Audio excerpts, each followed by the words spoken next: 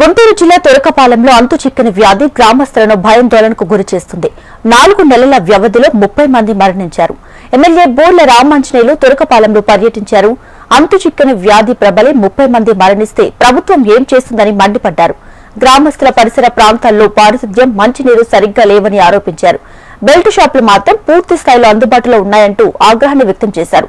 సొంత పార్లమెంట్లో పరిస్థితిపై మంత్రి పెమ్మసాని స్పందన లేదని ఆరోపించారు. మృతుల కుటుంబాలకు 25 లక్షల పరిహారం అందించాలని ఎమ్మెల్యే కోరారు. రోగాల బారిన పడిన గ్రామస్తులకు మెరుగైన వైద్యం అందించాలని కోరారు.